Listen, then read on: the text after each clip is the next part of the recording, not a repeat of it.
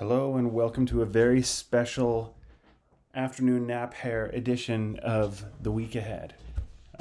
so, uh, Pretty excellent way to end the week with QQQ and SPY finally getting out of this tightening range that we've been in, with the punctuation mark being Tesla that really had just a bonkers day, pushing way up out of this consolidation it's been in for a couple of weeks. Well, longer than that since, I mean, it's not out of the woods yet, but this range here began back on 4th of April ish. Anyway, broke out of that range with gusto on Friday,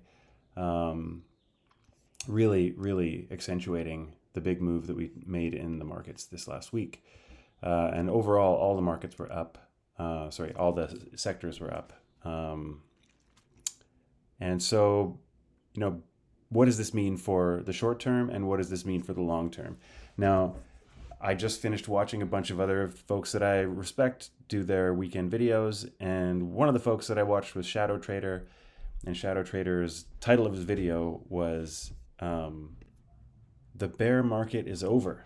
Now, I actually really, maybe he means something different than what he's saying, but to me, the bear market is over is kind of a lie, because it's really just looking at this downtrend line we've been in and saying we broke the downtrend, we're going back up, and that's not really in my mind what it means to call the bear market over. So first of all, I don't even like it being called the bear market in general. It's just price action, and it's all about, you know, what is the most likely thing to happen based on what happened before. And so I'm going to start off the video going over a little bit of what I'm noticing about the charts for the coming week and how I'm thinking about what I'm going to trade. And then I'm going to talk more about the quote unquote bear market and what is the most likely scenario on the longer term time frames and how am I going to plan around that, because that's something I'm actually a little more interested in focusing on in the next few weeks. So, oh man, this bed head is bad. Okay, so one thing you'll notice if you look at this chart is this resistance here, right? There's a whole lot of price action that happened just over where we've been consolidating in this massive range down here. And so I've drawn a pink line put a pink area here to identify that high volume node basically. And if we're going to get back up here somewhere to all of this resistance from all of this balance, then we got to get through that first. And so what I've noticed is that many charts have this, and you know, depending on where a stock is relative to that, it sort of gives you a hint about what might happen next. So I wanted to point out the ones that I'm the most interested in, starting with Apple. Apple is right there, just like the QQQs. So there's a zone right there, and then another one right above that with a little bit of emptiness between. And also note that Apple is above this Trump pump high, this spike high that I've been talking about in my last few videos. Google is above the spike also, and it is already within that range. It like gapped up into that on earnings and then dropped down to the bottom of that range on Friday. Amazon is not yet above the spike high, so relatively weak compared to the other Mag 7 names, but it is also pushing right up against that similar resistance. I'm going to say Tesla for last.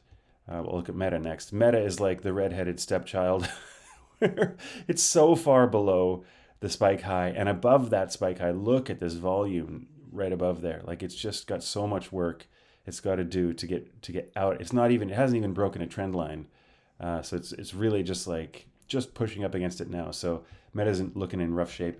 Nvidia is again also below the spike high, so relatively weaker than others, and it's not even near the spike high yet. I guess probably one more day, maybe two, unless there's a Super Bowl day that happens, and then you be into that zone. So there's a lot of resistance overhead. I don't think that we're out of the woods yet.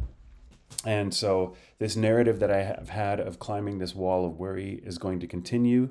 I think that the progress we made, and by we I mean the bulls, I count myself as one of them. The progress we made on Friday was really just, you know, one more step in this long climb on the wall of worry.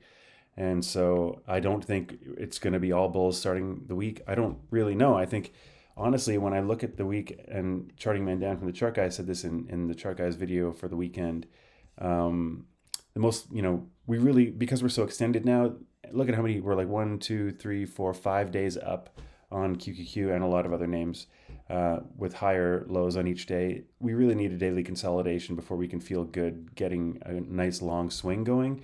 And so we're kind of waiting for that to happen. I think that coming into the week, there's going to be a lot of 4-hour rising wedges that we'll be looking at. So Q's not the neatest, tidiest.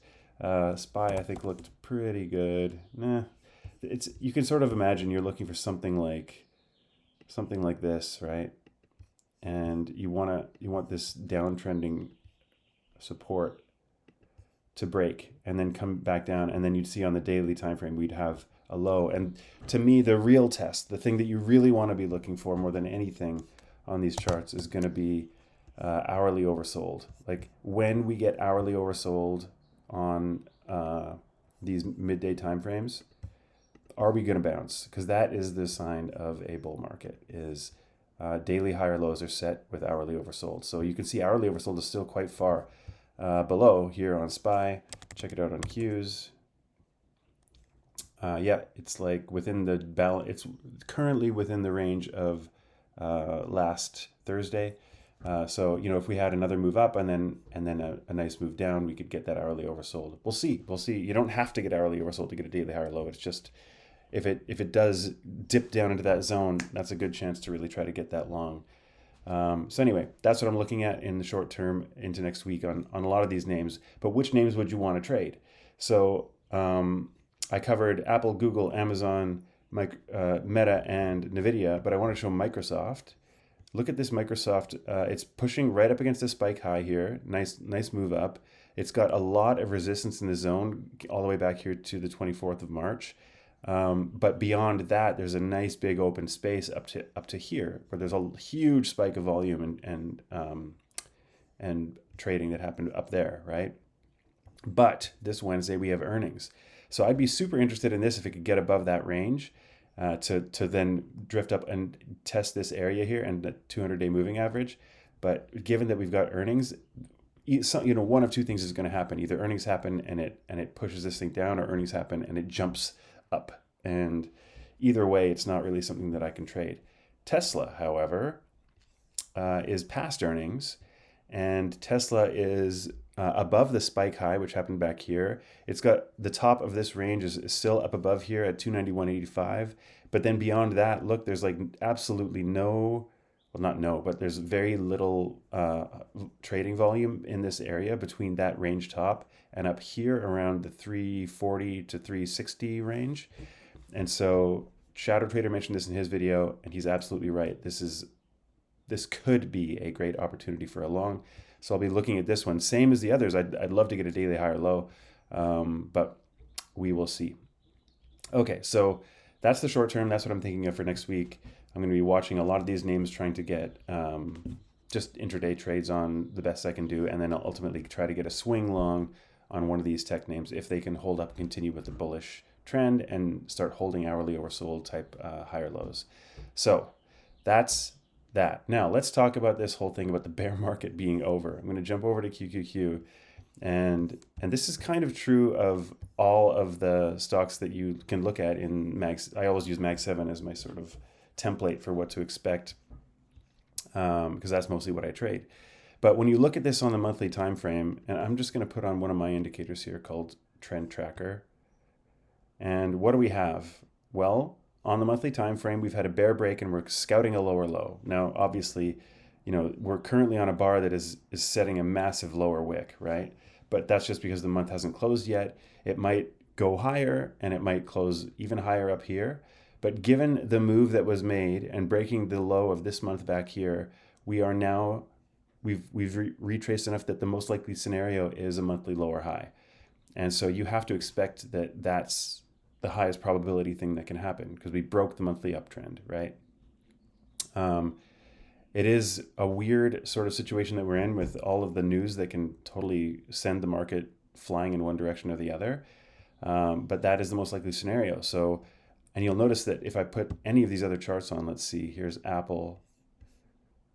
It's had a bear break, scouting a lower low. So it's also, once this month closes and we have a month that pushes up above the high of this month, then we'll be scouting the lower high.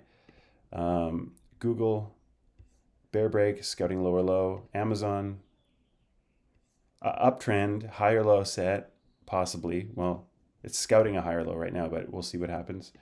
Tesla, up, scouting a higher low. But the pullback, the size of this retracement is such that now the most likely scenario would be a lower high. Microsoft, bear break, setting that lower low, scouting a lower high. Meta, bear break, scouting a lower low. But I don't know if I count this rinky dink thing, but I think just the size of this retracement indicates that yes, most likely scenario is a lower high. And NVIDIA, I was looking at this and it kind of makes me sad because I just love trading NVIDIA, but I look at, to me, the future doesn't look so bright as it used to. And I could see this going into a long, range of consolidation or sideways action before there's another move that happens with this company. So I don't know. But either way, most likely scenario, bear break, lower low, scouting a lower high on the monthly. Really quickly, PLTR. This is one of the strongest names out there right now. This is crazy. Look at this perfect touch of the monthly EMA 12 that it just did. You can't make this stuff up. And so it's already pushing back up. I think, we could definitely get retracements in here, but this is a very bullish stock. And honestly, I don't get it. I don't need to get it. But this to me, I heard somebody say it today, this might be the new NVIDIA. So anyway, I don't know about that because it's not a semi company, but it's behaving like this bonkers move company. And to me, one of the great things about this stock is that it's very tradable. It's highly liquid. Spreads are not terrible. So yeah, this is a great stock for trading.